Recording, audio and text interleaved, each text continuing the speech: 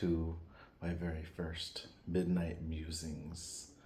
Midnight Musings is an idea that I just had, came to me um, thinking about a way to share with you some of the magical and spiritual insights and awakenings that I've had and over the years. And I just think that this kind of, it's 1:30, but midnight musings sounds kind of cool.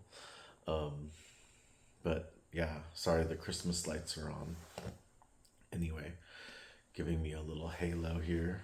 Ah, I hope you're all doing wonderful. Sorry, I need more coffee.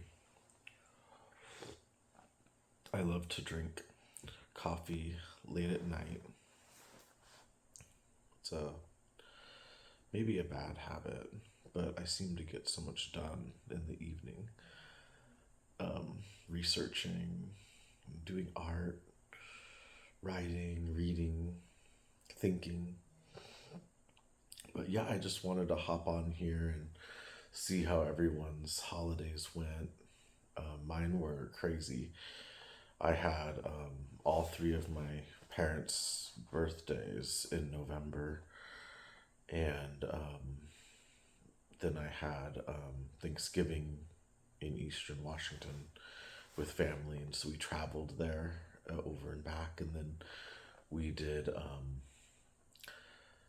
an early Christmas with the same that mom with my mom and stepdad, and that was just 3 weeks after that Thanksgiving celebration, and then we had my stepdad's 70th actually at Thanksgiving as well. So it was just a lot, and I had to clean the house for the early Christmas with my mom over here and my cousin. So we had 7 people here on Christmas early. And then a week after that, like on Christmas, my dad, my biological father, came over, and he lives here in the Seattle area, over on the island, one of the islands, not too far away. But yeah, so we had a really full holidays, and it's just been a lot going on. So it's nice. This is my first evening to just kind of chill and relax, and sip on some hot coffee and eat some Christmas cookies. I made a really nice pie. It was called an apple galette, and it's like a top. It has no top, but you fold the crust around on the sides, and so it's like a French apple pie without the top, but you get a little top on the edges, and it was really really good. I made an olive oil eggnog crust, and without butter, just olive oil and some pumpkin spice. And then I let that rise for an hour in the fridge, and then I made the apple filling, which took a long time to peel all the apples and slice them up and peel them all, but it was worth it. And it was a good thing I did, because my dad was supposed to bring a pie, a berry pie from one of the local island bakeries, frozen and reheat, and bake it here, but he forgot it. So it was kind of fortuitous that I made that pie. But yeah, I just wanted to kind of share that, like, I guess overall, like, I've had kind of some ups and downs and some stress, but all in all, I was glad that we had the stress of cleaning the house and getting all that ready for guests, so that it kind of got me back in shape and got me motivated a little bit more, and more physically active, which is always good. And yeah, just kind of made me realize that sometimes you have to declutter and clean up your space to allow the good new things that are on the way to come in. And so I've been struggling with kind of not wanting to do all the holiday stuff, celebrations and whatnot, and but in the end, it was good. I think coming from a divorced family, having that has always been hard because I always had the fighting over the kids on each side, like tug of war, and every holiday it was stressful. Just having my parents fight over, who's gonna have dinner when, and splitting Christmas Day between two families was always a nightmare. And so anyway, that's why now as an adult I have to set boundaries and tell my parents, like, well, last year, mom had me for Christmas, so now it's dad. And it seems kind of silly when you're 43 as I am now that you have to, you know, I don't know, juggle all these people. But when you love your family, you do what you need to do, and to see them all. But you can obviously set these boundaries so that you get to see the people that you love, but they understand that you're not going to put yourself through hell to accommodate everybody on one day. It's just not possible. And even if you were accustomed to being fought over as a child, doesn't mean you have to do that anymore. So, but anyway, yeah. So I guess I've just been trying to stay motivated, and I'm researching how to launch my business. I'm actually have a landing page on my website as a health and wellness coach, and I've been doing life coach as a guide. It's called Life Guides for a while, and I just joined Fellow, and those are two peer-to-peer support companies that offer guide or coaching, and kind of like a friend or a sponsor in a sense. But it depends on what you're looking for. You can have like an accountability partner. All the guides kind of specialize in different things with Life Guides. And then Fellow is a newer company that they have people that they call them fellows, and then the finders are would be anybody looking to talk to someone about alcohol use, drug abuse, parenting, or relationships.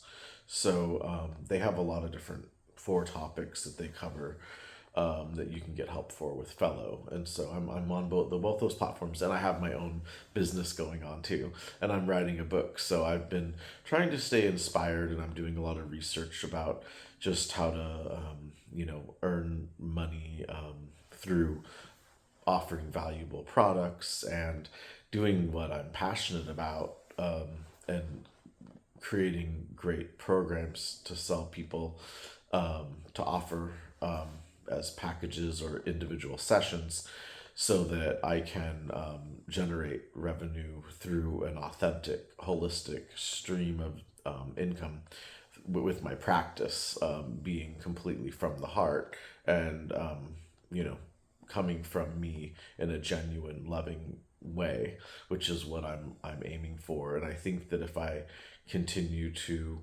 stay focused on creating a valuable product, which is my coaching business, Moonheart Herbals Transformational Wellness, Holistic Wellness Coaching, which you can find on online, and I'll link it in the description below.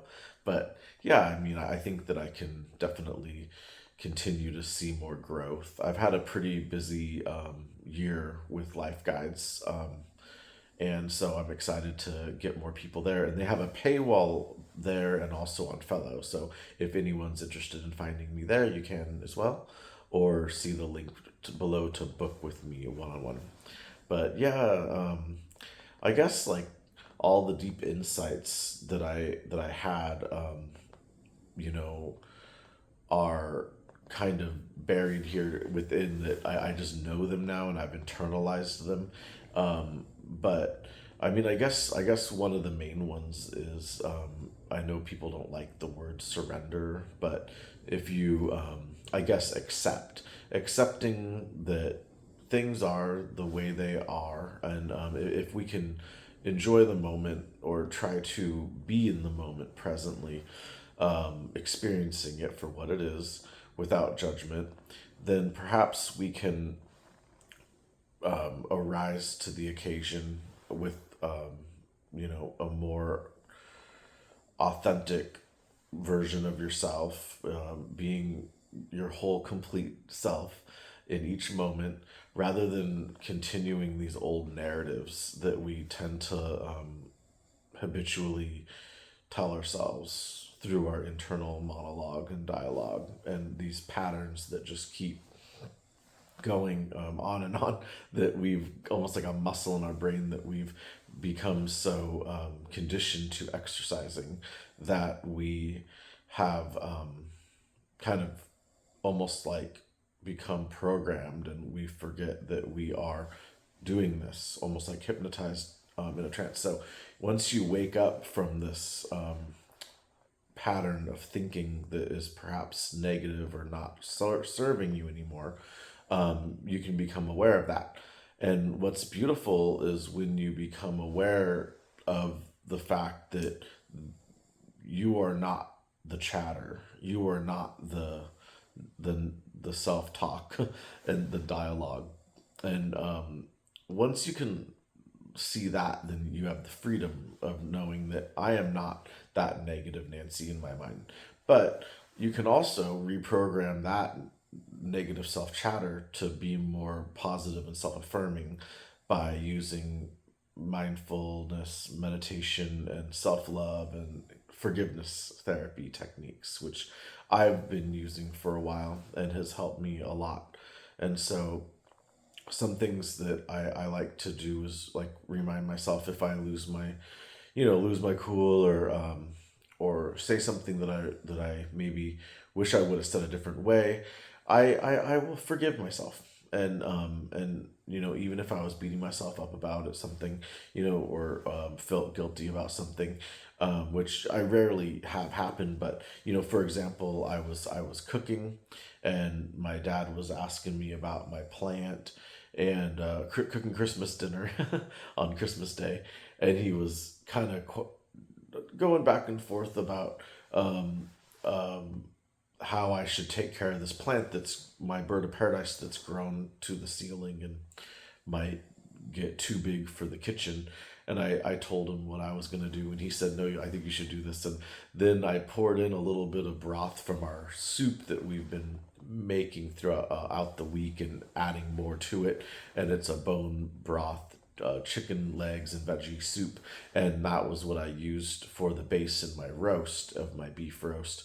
And so I had the drippings with that broth as the base under my roast in my gravy, and I didn't want to take the roast out, so I grabbed the pot of soup from the fridge and added a little ladle of, just pure broth without the beef drippings from the roast into the gravy. And he said, "What's that there?" And instead of just saying, "Oh, it's our soup," I said, "Could you just let me cook?"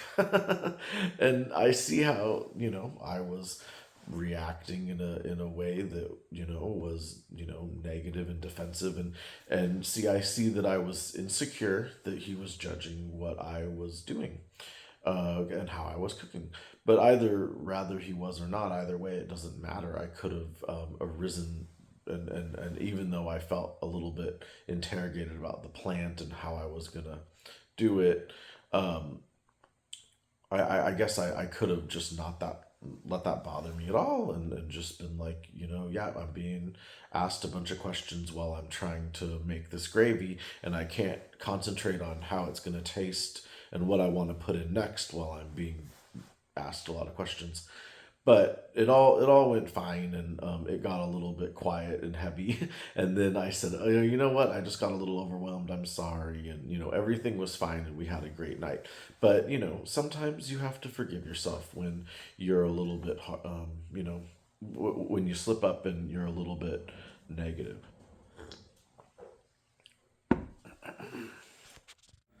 Here's a change of scenery. This is the plant that I was talking about. This is our bird of paradise. We've had it for a long time. It's 5 years old now. Well, it was probably a couple of years, a year when we got it. It was really tiny with like four little leaves on it, which most of them have all fallen off, and now these larger ones have taken over. And So I need to figure out what I'm gonna do. Yes, when the next one starts sprouting out right here. Usually in the spring we get a new one.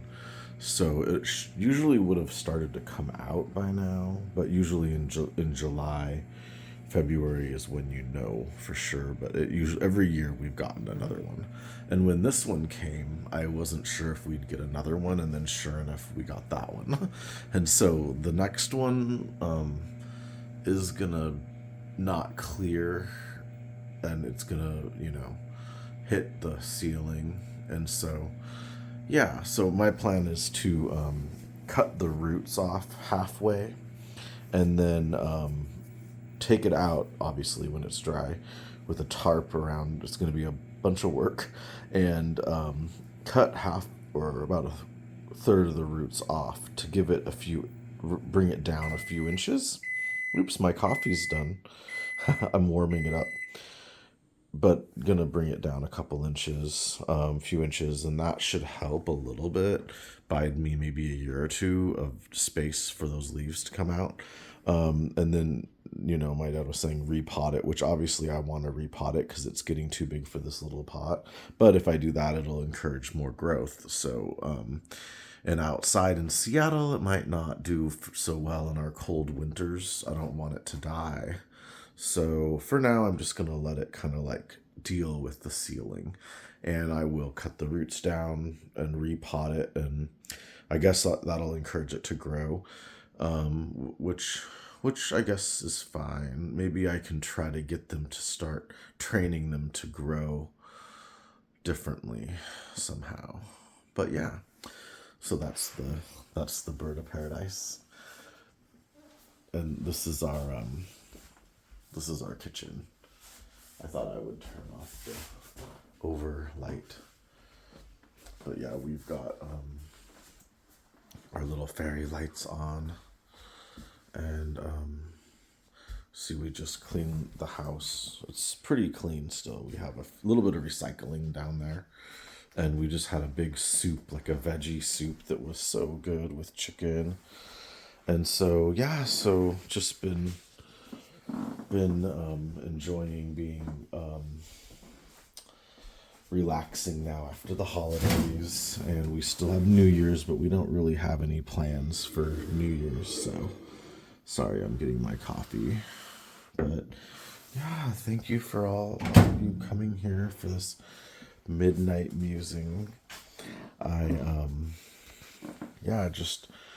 enjoy talking with people and sharing, deep insights and wisdom that I've had throughout life. And I guess my point here is, sorry, I'm like speaking right into the camera, is that we need to forgive ourselves more and be a little bit more gracious with ourselves and not be so hard on ourselves and others, and acknowledge when you've made a mistake, when you've hurt someone, apologize for it, and maybe see how you could look deeper within as to why you reacted that way, and not beat yourself up, but just to understand yourself better and maybe where that was rooted it from. And I realized that maybe I had some unresolved, frustration, or maybe I felt overwhelmed in that moment, and maybe I've noticed a pattern of this dialogue with this person or that person that triggered me. But how can I know in advance that that's the way this person is?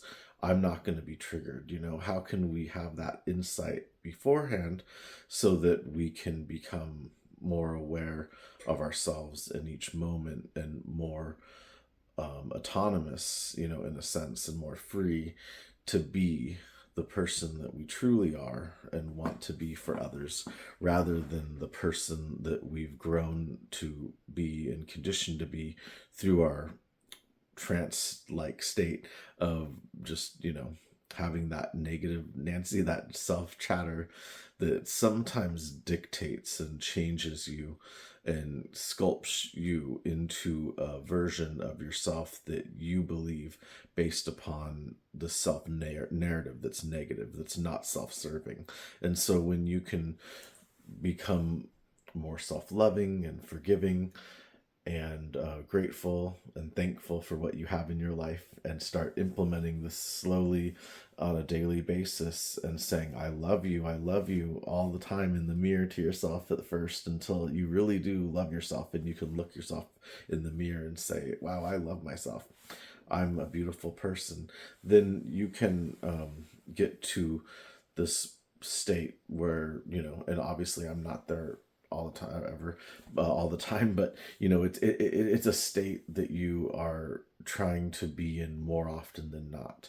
And I think that the more that you're aware, and you're checking in with yourself about who you want to be, and um, how you want to show up in the world, the more you're going to do that. And the more that you can deprogram through self love and self affirmations, positive self affirmations, the negative self chatter into positive self affirmations, then you can see a lot of transformation occur. And even after all that transformation, you still have to do the work, like I was saying, of realizing what any triggers are, because we're all going to get triggered no matter how spiritually awakened you are, or wherever you're at on your journey. And so you're going to have somebody that, or some situation that is challenging. So how are you going to handle that? And I guess it's easier said than done. It's like, we want to just be present in the moment. You're busy, you can't always like premeditate how someone is gonna be, or how you're going to react to a situation. So I guess all I'm saying is when that happens, don't beat yourself up. Be humble, apologize, but then again, try to, if you can, catch it for the next time, and tell yourself, I'm not going to react, I'm not going to get triggered.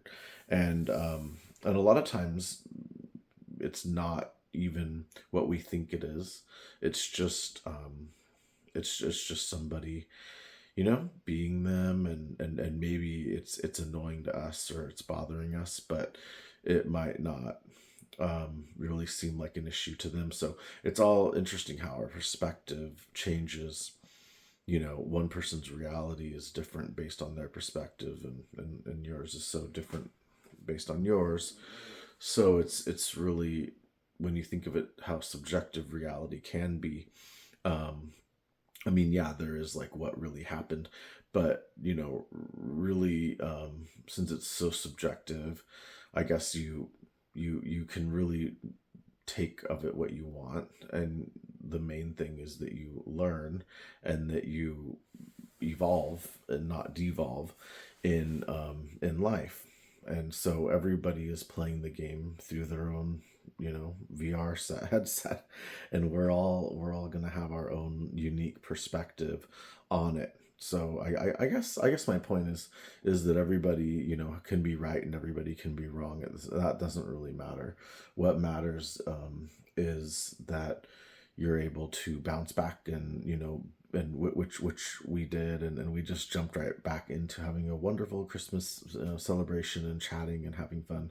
And um and so, yeah, so it's just something that I learned about myself, that wow, like I got triggered there. So, and I was surprised that I got triggered. And so so it's something that I need to realize, and I've seen it as a pattern. Sometimes when I have family over, sometimes I'll get triggered and snap a little bit. And so it's just something that I want to work on. And I think that we all have little things that, but it's something that sometimes you don't even know it's going to happen. And so it's like almost set a reminder on your phone every year. Okay, remember, holidays are coming up, don't snap at anyone.